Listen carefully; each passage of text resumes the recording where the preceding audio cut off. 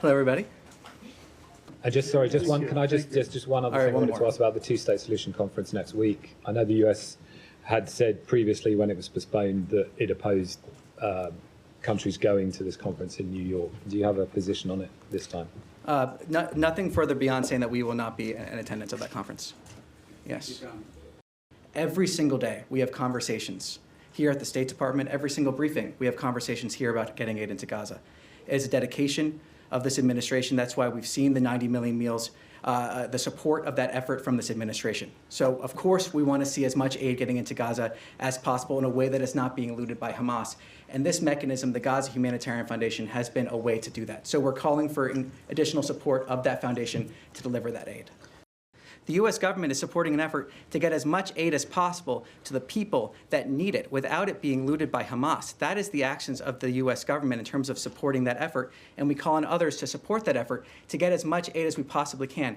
Of course, it will never be enough. It is something we are continually working for, to get more and more aid in what ways we can without being looted by Hamas every single day. A statement from Special Envoy Steve Witkoff, quote, "We have decided to bring our team home from Doha for consultations after the latest response from Hamas, which clearly shows a lack of desire to reach a ceasefire in Gaza.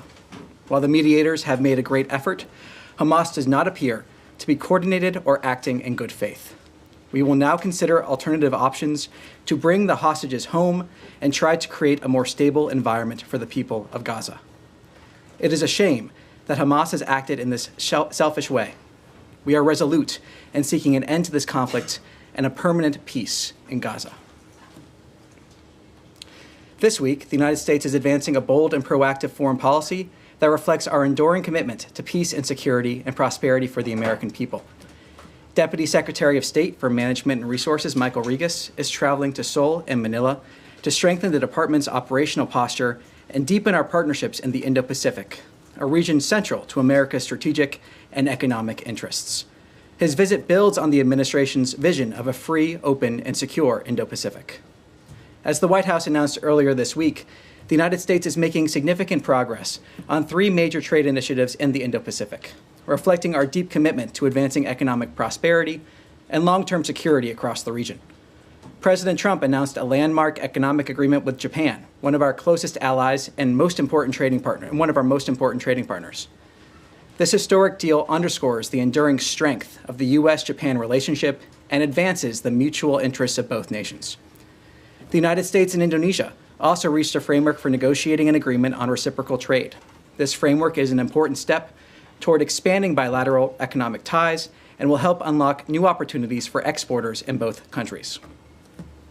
And on Tuesday, President Trump welcomed President Ferdinand Marcos Jr. of the Philippines to Washington. During the visit, the United States and the Philippines concluded a trade agreement that will reduce tariffs and expand market access, further deepening our economic partnerships with a key ally. Together, these agreements highlight the United States' sustained leadership in the region and our strong partnership with Indo-Pacific allies and partners. We are also gravely concerned by the escalating violence along the Thailand-Cambodia border and deeply saddened by reports of harm to civilians. The United States urges an immediate cessation of hostilities, protection of civilians, and a peaceful resolution of the conflict. And with that, I'll take some questions. Yes? Thanks, Tommy. On the special envoy's statement, does that suggest that the U.S. is pulling out of any sort of negotiating role in the Gaza ceasefire talks? What are these alternatives? Well, look, ultimately the statement speaks for itself, but the question has never been our commitment to a ceasefire. The question has been Hamas's commitment to a ceasefire, and that has been made clear by the special envoy's statement. The fact that we have entered in good faith in trying to reach an end to this conflict. And as the special envoy said, we remain dedicated to trying to see an end to this conflict. But will you work with In the parties, Qatar, Egypt, for example, in the Doha format, will you return to that? Or are you pulling out entirely from this format? Well, look, again, I refer you back to this statement. This is a very dynamic situation. And ultimately, again, to reinforce, the question here has never been our commitment to try to get a ceasefire. We've seen that engagement. The question here has always been Hamas's commitment to a ceasefire or willingness to get there. And can you give us any examples of the alternative options that Witkoff references in his statement? At this point, I have nothing to preview. Yes? Thank you. Just following up on that, what about the response from Hamas, specifically maybe administration feel that they were not acting in good faith? Well, look, these are sensitive diplomatic conversations. We'll see in the days ahead as we proceed here. Ultimately, the special envoy statement speaks for itself, but I think the broader context here is also important. The fact that we have seen Hamas first break that ceasefire that existed on October 7th, then break another ceasefire, and then here, as the special envoy makes clear, not acting in a way in order to achieve a ceasefire again. So to reiterate, the question has never been our commitment to a ceasefire. It has been Hamas's. They have shown that again and again and again, and have just shown it once again. And this decision comes as dozens of people have starved to death in Gaza in the last few weeks as a wave of hunger is hitting the unpaid. The WHO said yesterday that 21 children under the age of 5 were among those who died of malnutrition so far this year, and more than 100 organizations have called for the lifting of all restrictions on the flow of aid and all land crossings to be opened and the restoration of a UN-led humanitarian response. Given this decision today, is the U.S. considering any other steps to increase the flow of aid to Gaza? Are you talking with Israel about them taking any other steps? How do you move forward on the aid? Well, look, ultimately what we have seen us do is the delivery of close to 90 million meals into Gaza during a war zone. The ability to deliver that aid in a way where it is not being looted by Hamas. That is what we have seen. We are, of course, aware, and of course we want to see end the devastation that has taken place in Gaza. That's why we have seen this commitment to get aid to the people who need it in a way where it is not weaponized by Hamas. That commitment remains. It is a commitment from President Trump and Secretary Rubio. That is why we have supported the Gaza Humanitarian Foundation. That is why we continue supporting the Gaza Humanitarian Foundation. That is why we've seen those 90 million meals being distributed. And that commitment, again, to making sure that aid is reaching the people of Gaza that need it. And the first victims of Hamas being the people of Gaza, as is demonstrated once again here. Is the Gaza Humanitarian Foundation a sufficient mechanism for delivering aid to Gaza? I mean, people are still starving to death. Is that enough in the U.S. opinion? Well, as spokesperson Tammy Bruce has said from this podium before, it is never enough in a war zone. It is never enough. That is why we're committed to trying to get as much aid in as possible. That is why we worked for that ceasefire, because of what we are seeing. But aid needs to be delivered in a way where it is not being looted by Hamas. So of course, it is never enough in a war zone, but we're dedicated to getting as much aid into Gaza in a way where it reaches the people that need it as possible. And that's why we were working so hard for a ceasefire. Okay, and sorry, I just have one question on the U.S. citizen that died in Syria, Hossam Soraya. Has the U.S. been able to ascertain any further details around the circumstances of his death? So what I can say on this is, first, in terms of the circumstances around his death, I have nothing to confirm on this front. What I can say is we have had direct discussions with the Syrian government on this issue and have called for an immediate investigation into the matter. Hossam and his family deserve justice, and those responsible for this atrocity must be held accountable. Yes. Hi, Tommy. I want to have a quick follow-up on that, and then I have a different subject I want to quickly ask you about, which is very relevant. Doctors Without Borders, internationally known and working with the U.S. for decades, is urgently calling for help beyond the foundation, because 1 in 4 young children and pregnant women, they say, are malnourished, and that it is a policy of starvation. Acknowledging 90 million meals and the progress, quote unquote, but there is a whole area of Gaza that is not being served by that. People can't get to it. It's only in one region, in the south. And internationally, 28 countries, hundreds of aid organizations are calling for something more than that. There's been some acknowledgement from U.S. officials as well that there's real starvation. So is there any, now that the talks have collapsed and so that there's no immediate ceasefire that might relieve the pressure, is there any alternative that the State Department would begin looking at? And then I have just one other follow-up. Well, a couple points. First, it is progress to see 90 million meals. That is, yes, and that is progress, and I think it is worth applauding, especially given the circumstances under which those meals were able to be delivered. I think another important context of this is that the first victims of Hamas are the people of Gaza. Of course, they're not the only victims. Well, that's what we're talking about. Yes, on October 7th.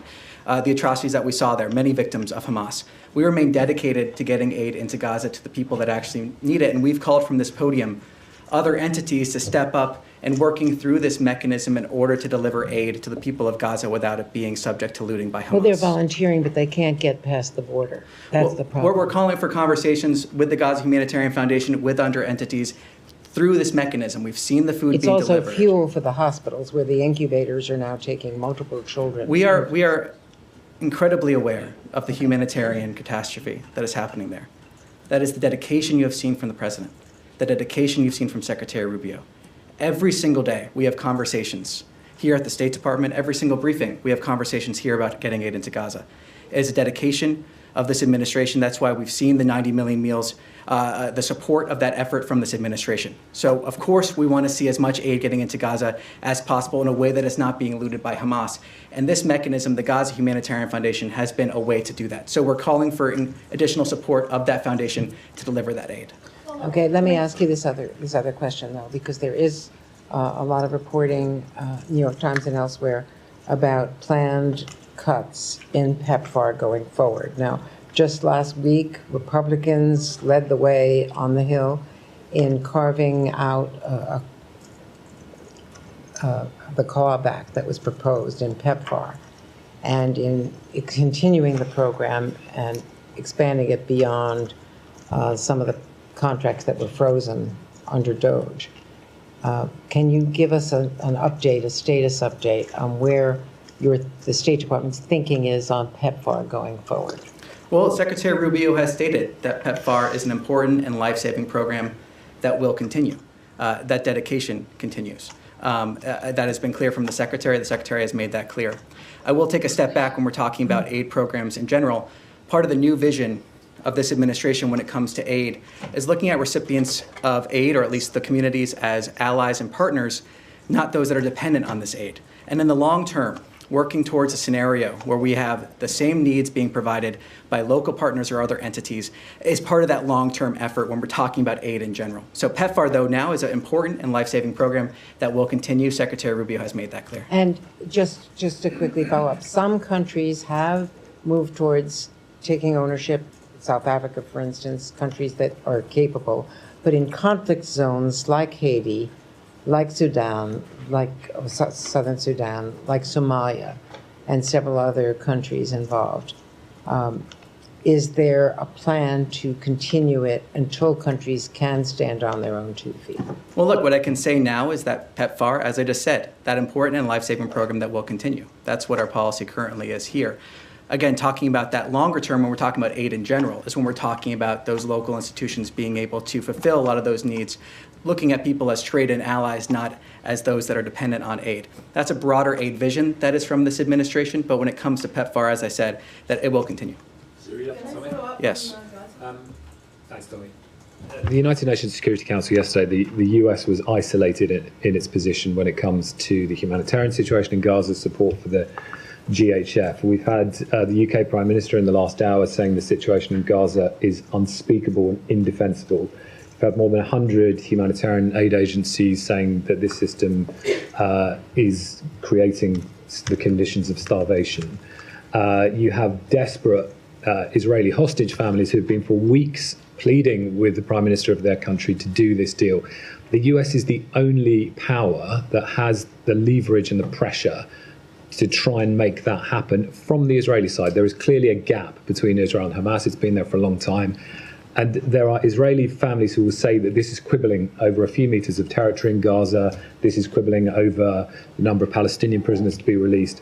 And the US could put the pressure on to move these two sides closer together. And can you help us understand why at this moment, when you see the conditions on the ground in Gaza, with now mass starvation, the US is deciding this is the moment to walk away from these talks? This is not a question of what the United States is doing. It's a question of what Hamas has done.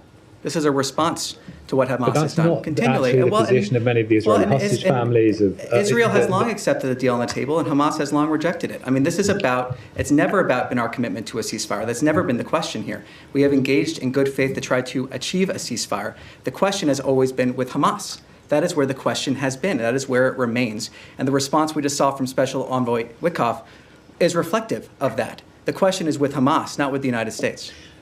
Just in terms, the statement says you'll now consider alternative options. I mean, to bring the hostages home, what possible alternative options can there be? Israel has tried rescues. Gaza is reduced to rubble. The population is starving. So, I mean, if you could help us understand what that statement could possibly be referring to. I'm not going to speculate more on terms of what his statement stands for itself at this time. If we have more to announce, we will announce it. Can I just one other thing I wanted to ask about the two-state solution conference next week. I know the US had said previously when it was postponed that it opposed countries going to this conference in New York. Do you have a position on it this time? Nothing further beyond saying that we will not be in attendance of that conference. Yes.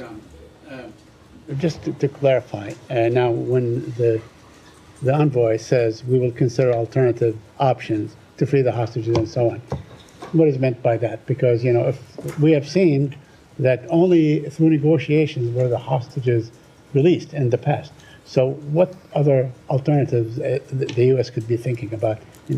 Well, I refer you to my previous response. I'm not going to expand upon what the special envoy has said. Okay, so one other thing. And you also say that Hamas has broken the ceasefire. It was, in fact, the Israeli Prime Minister who broke the ceasefire on the 18th of March, this past March and so on. Hamas had, or at least from what we hear, by the interlocutors and so on, that Hamas has been more than willing and submitted many concessions and so on. So what is required of Hamas so the ceasefire can take effect as far as the United States is concerned?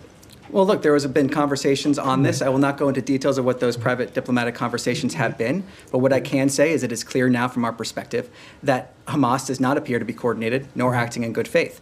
We have approached these conversations with good faith, as has been evident by our comments from this podium and other places, and it is clear now that Hamas has not been acting that way. And lastly, yes. According to news reports and so on, the sticking point was actually the actual entry of aid to Gaza. They apparently did not agree on that. Is that really what broke finally, what forced the United States team to pull out, or because they want to maintain this GHF method of allowing aid into Gaza? Look, what I can say is what spokesperson Bruce spoke to just on Tuesday, that discussions of the humanitarian situation in Gaza were part of this, and our effort was to try to get those humanitarian corridors in there. That has been a clear effort by this administration, as spokesperson Bruce described. And again, to reiterate, we are seeing aid being delivered despite the actions of Hamas here, and those 90 million meals are to be applauded in terms of that effort. Of course, it will never be enough until we see an end to this conflict, but the entity that is standing in the way of ending this conflict is Hamas. They can release the hostages, lay down their arms, as we have said repeatedly. It is Hamas that is preventing an end to this conflict.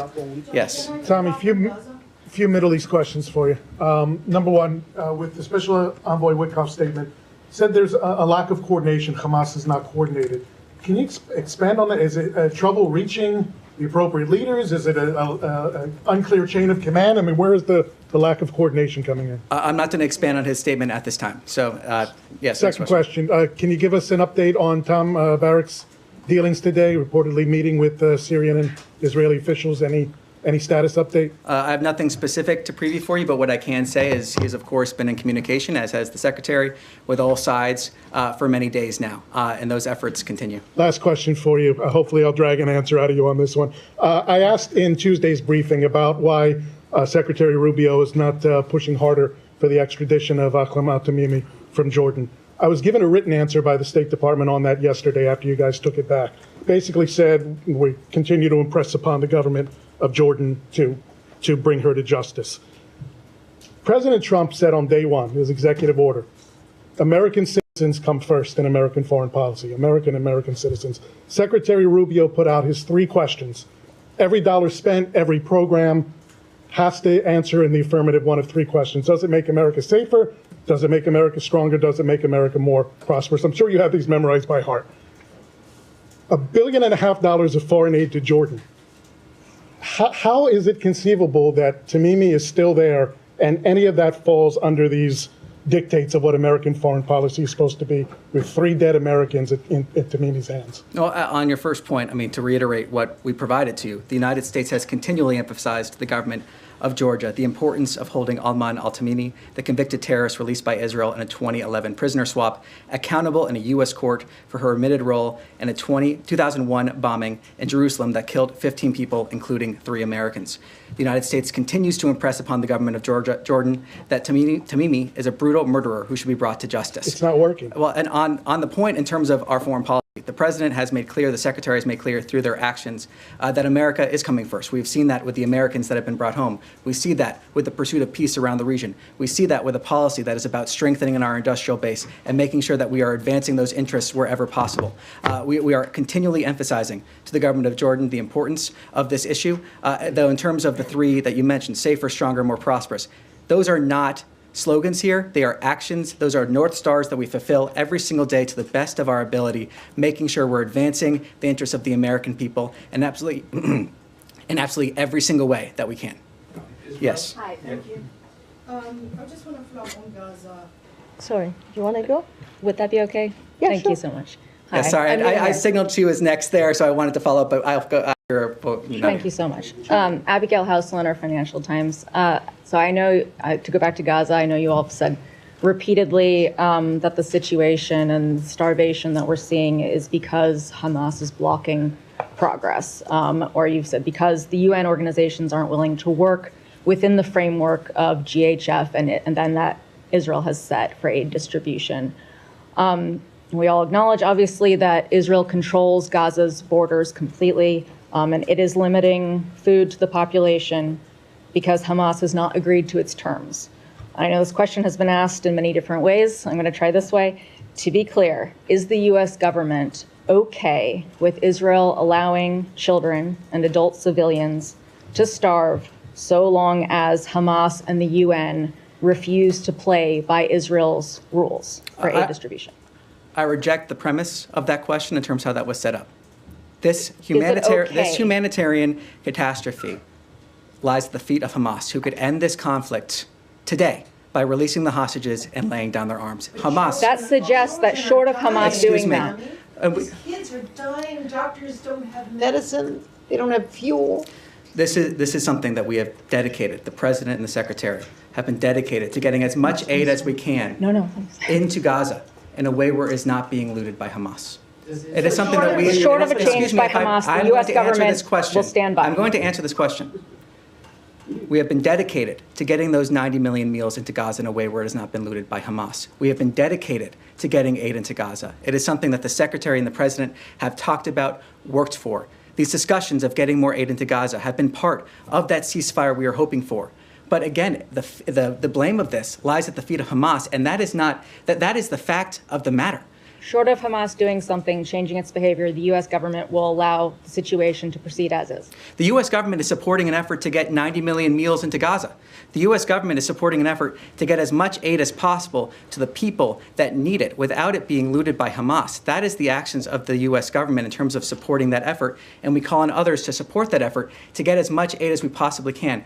Of course, it will never be enough. It is something we are continually working for, to get more and more aid in what ways we can without being looted by Hamas every single day. Last question. Has President Trump seen images of the children or other civilians starving recently this week? What I can speak to is President Trump's comments before that he has said publicly about wanting to get aid into Gaza.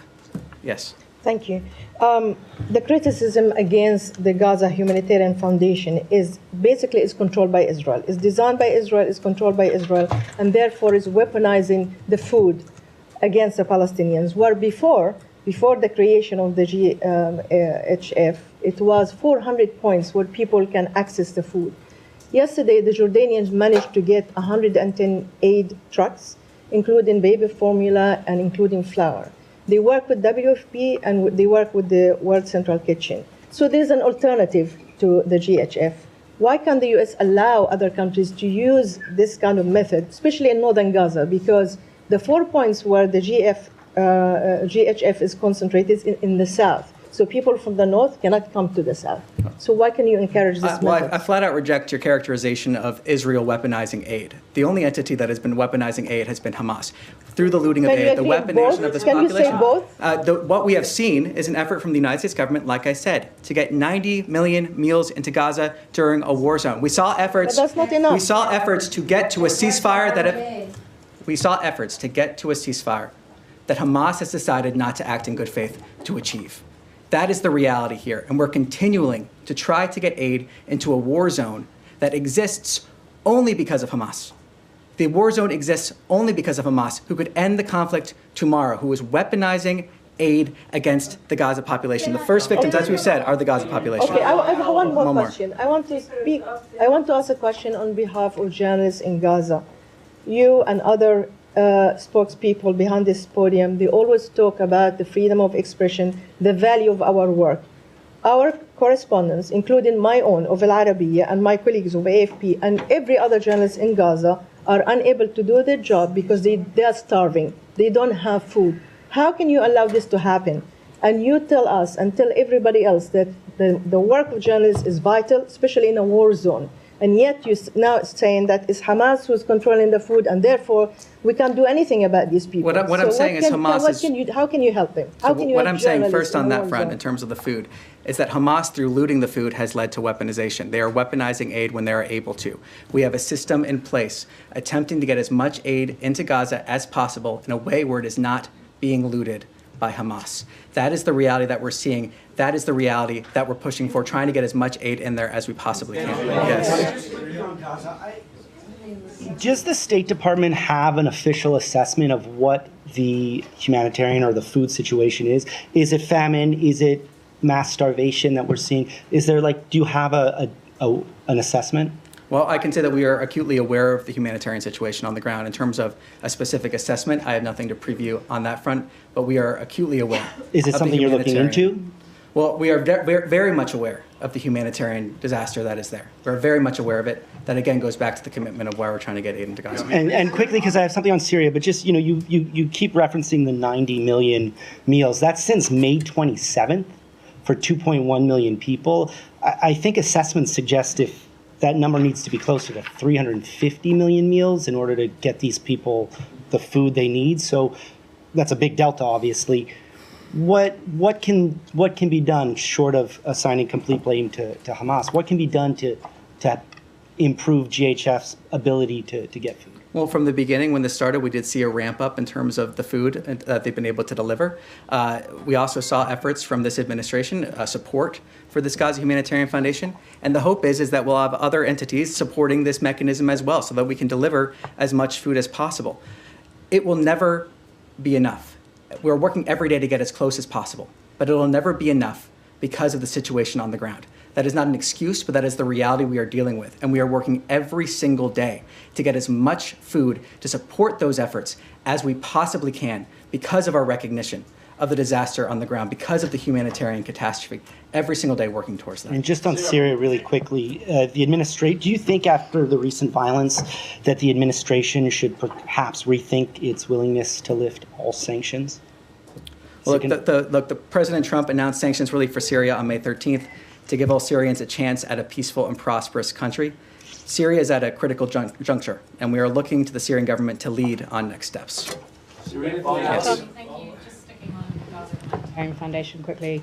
Are you able to say whether the Gaza Humanitarian Foundation distributes food that is high nutrient, high protein, the food that is needed for children in particular that have now reached starvation point? Can you confirm whether the US government knows whether that type of food is being distributed by this organization that you had said a few weeks ago the US government is now going to support? Well, I know that we have details in terms of what food they're providing. Let me take that back to get you the exact details on that. Thank you. I just want to check, because you're reiterating 90 million meals. Is the US government aware of any mechanism that is being used by the Gaza Humanitarian Foundation to make sure any of those meals are getting to those that are now at the starvation point, to make sure that it is actually finding its way to the hospitals, to the most critical children that need it? Do you have any oversight on that? Does the organization have any control over that? Because it sounds like They only have control over their distribution sites, and once the food leaves, that's it. There's no way of telling where that goes. Well, in terms of the details, in terms of after at least distribution sites, I'll take that back and see if we can get more details on that. Thank you. Yes. Yep. Just to switch topics to Ukraine. Do you have any reaction to the talks in Istanbul? And it doesn't seem like there was any much progress. And separately, do you have the Russians reached out to you or offered any response to President Trump's 50-day ultimatum? Well, nothing to preview in terms of that second question. On your first, we are aware that a third round of direct talks took place between the two parties. We support continued calls for a full unconditional ceasefire, Ukraine's continued calls for a full unconditional ceasefire, including the complete halt of all strikes on civilian and critical infrastructure. And we welcome the news that Russia and Ukraine agreed on a further exchange of prisoners, particularly the severely ill and wounded. So do you see it as progress, as these talks? Well, what I can say is we continue to encourage direct talks between Russia and Ukraine in pursuit of a comprehensive ceasefire and eventually a negotiated peace settlement. Yes. I mean, just to follow up on that, the fact that there was no ceasefire on the table and it also was overshadowed by Russian attacks, was it a missed opportunity in your opinion? Well, look, the president has been clear many times about how he views certain actions by Russia, especially over recent weeks. He has been very clear on that, very transparent on that. He's also been clear that we want to see the parties continue those direct talks to reach that ceasefire, that comprehensive ceasefire, and eventually that negotiated peace settlement. Beyond that, I have nothing further to add. Thanks, Tommy. I also want to get your reaction to the latest reports about China supplying Russia with drone engines under different names. What kind of reaction does it invite from you guys? Well, let me take your question back and see if we can get more details there. But in the meantime, refer you to some similar comments from this podium. If I may, one more topic. I asked you a couple of days ago about Azerbaijan and Armenia. The president said that he achieved some magic. Can you please unpack for us? Well, at this point, I have nothing to preview. We'll see if we're able, when we have something to announce, we'll announce it. Thank you. That's all for today. Thank you very much.